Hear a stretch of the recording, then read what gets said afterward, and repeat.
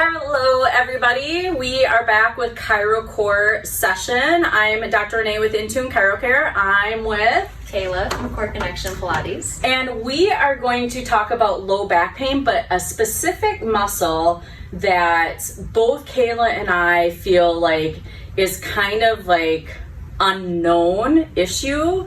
And it just so happened one day that I was in a Pilates session, we started talking about low back pain because we talk a lot when I'm there. And it was like she was in my head because I was just doing some extra research about quadratus lumborum, which is the muscle we're going to talk about.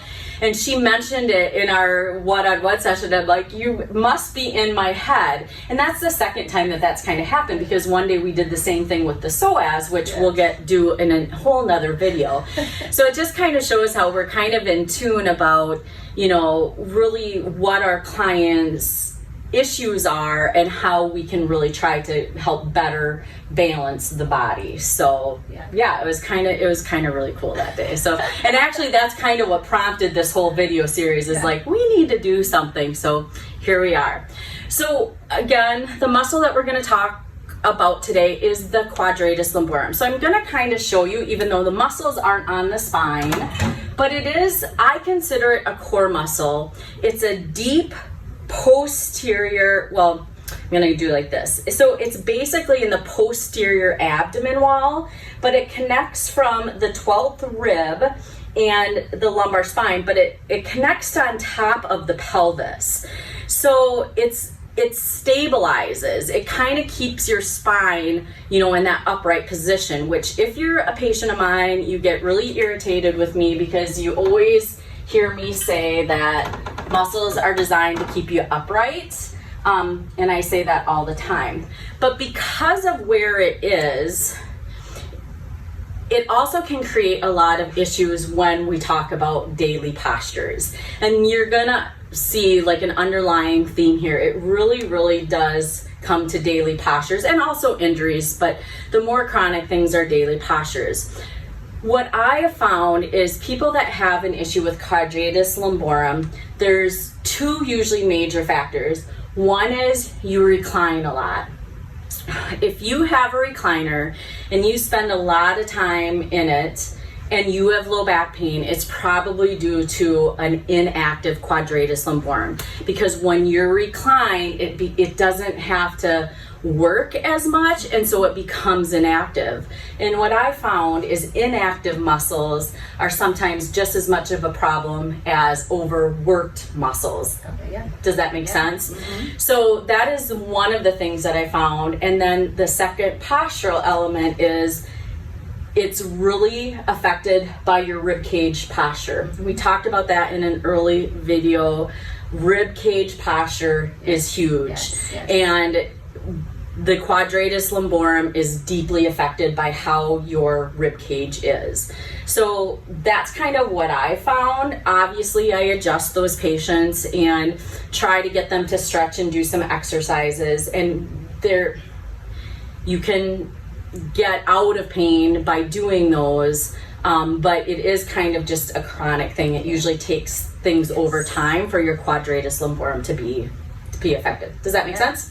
All right, so I'm going to turn it over to Kayla, and she's going to kind of talk about her experience with it and what she does for patients for it as well. Yeah. So basically what I'm looking at is between the rib cage and the pelvis. And normally I used to always think your posture came from the front, because you hear about your core, which yes, you need a strong core. And I always would think rib cage, pelvis, like a box.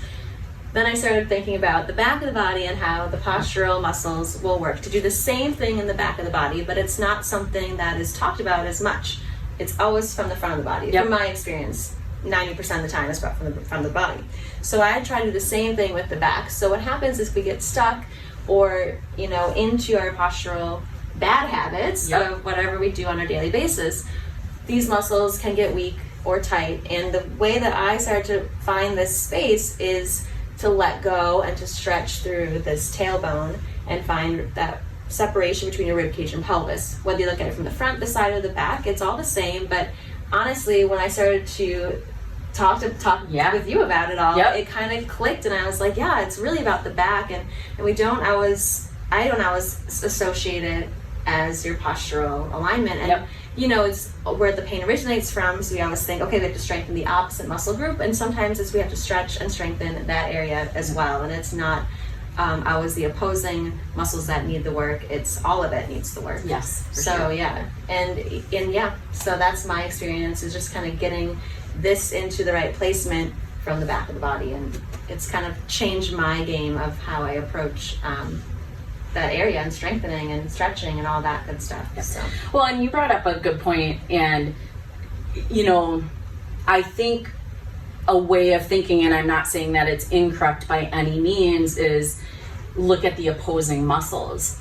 But if you're truly looking at postural imbalances and trying to correct postural imbalances, you have to address all of the muscles. Right. Because if everything has opposing muscles. Right. So if the anterior is stretched because of forward, the posterior are usually more inactive because of, you know what I mean? Like, so you have to address both. You have to address the anterior differently than the posterior, but it becomes a whole unit thing. And that's why I adjust full spine. Like, you know, there are some people that just do not want to get their neck adjusted because they are fearful, and I will never force anybody to do anything. But I like to address the whole body, and so does Pilates, because if there's an imbalance in your neck, it actually affects the low back just because of the way that the body is connected and things like that. So we can't just look at, even though we're talking about the quadratus lumborum, we look at the whole thing, but we find that this is just a culprit of it. Yes. So what the quadratus lumborum does is, like, if you contract both quadratus lumborum, because it is on both sides of the spine, it allows you to flex your trunk. If you do one side of the quadratus lumborum, it is flexion to the side, lateral flexion. So I am engaging my quadratus lumborum by doing this. If you are a laborer and your job is to constantly bend and twist to one side, you will have a quadratus lumborum issue almost guaranteed as well. And again, if you drive a car reclined, or if you sit in a recliner, you're going to have a quadratus lumborum issue that probably causes low back pain. So to end this, I think Kayla's just going to show us a couple simple stretches to start with. Yeah. And then if it continues to be an issue, you know, find help with that, and we'll go from there. I mean, she kind of just nailed it with what she was just doing. Is side stretching is really good. So obviously, if one side is working, you're gonna have to work the other side. But we do everything in Pilates, right and left, regardless. But something like taking one hand, holding onto the wrists, and side stretching, whether you're doing that lying down, standing, you know, reaching kind of over to one side, lying down, it's all gonna get through that nice low back area. And then something like a low bridge, if you're sitting on or lying on the floor with your knees bent, feet flat, and kind of scooping and rounding and getting that area active, that's really good. Or pulling your knees into your chest, going for like 10 to 15 reps of that will also get that area working again. So cool. Is there anything, I just got thinking about this, that to be mindful of when you start stretching to make sure that you're doing it properly? Yes. So you always, in any stretch, you always want to find like your center to begin. So for instance, we always set up with everything in parallel. Whether you're lying on your side, sitting, whatever it is, you want to make sure both shoulders, hips, knees, feet, everything is into alignment. So when you go into like a side stretch, you're not going to rotate this way. And I'm showing that from face on, but what happens is you want to actually go straight side and not kind of dip down, which I see a lot of, and we don't even know we're doing it. And that's the other thing. I'm your eyes, so when you come in and work with me, it's like I'm trying to get you into your true neutral placement, and then working from that point. So a lot of sides stretching stuff, we don't even know that we're kind of tipping and going into other flexion versus just the lateral flexion.